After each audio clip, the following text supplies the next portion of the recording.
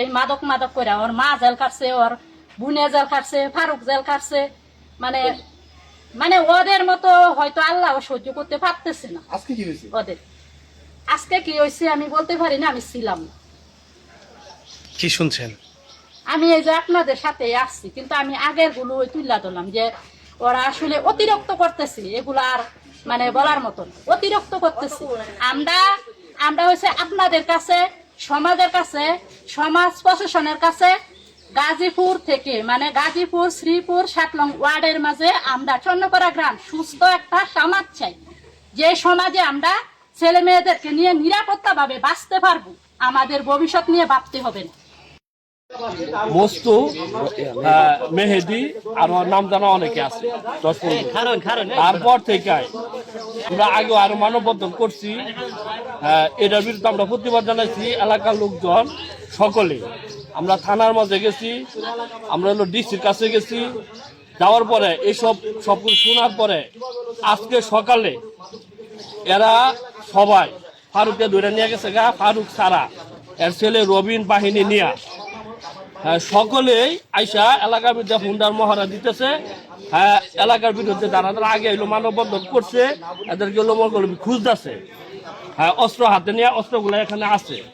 তারপর থেকে হলো এলাকাবাসী ক্ষিপ্ত হইয়া এদের বিরুদ্ধে অ্যাকশন দেওয়া পরে হলো বাড়ি ভাঙচুর করছে।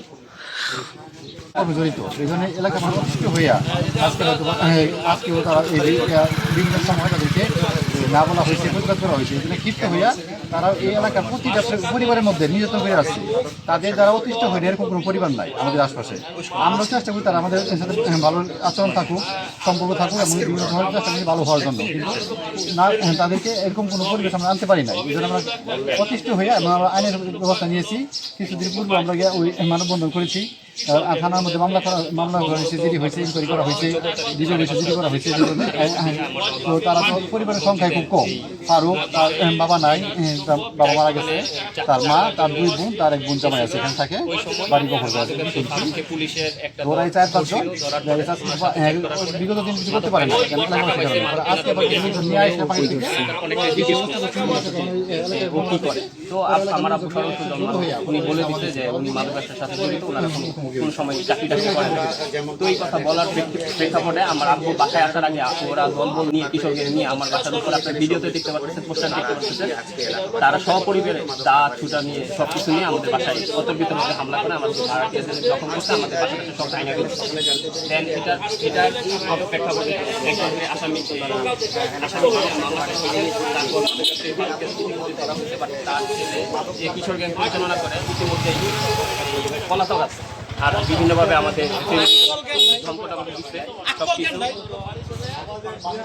এবং সেই প্রেক্ষাপটে আজকে আবার আমরা যেহেতু থানা পুলিশের আওতাধীন গেছি, এই যাওয়ার পরে এই গ্রুপে আজকে তারা আবার লোকজন বিভিন্ন জায়গা থেকে তার বোনের জামাই দিয়েছে, যেই ছেলে ইতিমধ্যে ধরা পড়ছে জনগণের হাতে। ও অনেকগুলো লুট আইনা অস্ত্র সহ আমাদের আবার মারধরের জন্য এলাকার মধ্যে হুমকি দিয়েছে।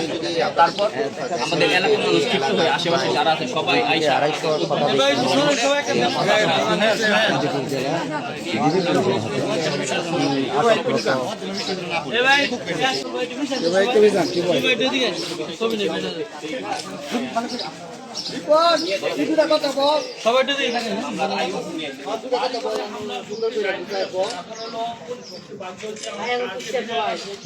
এই ব্যানারটা সমান করেন, বেশি আর একটু সমান করেন, একটু নিচে না।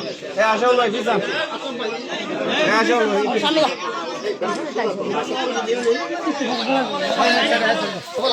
আসল এই লাইনটা তো বের করে গেল।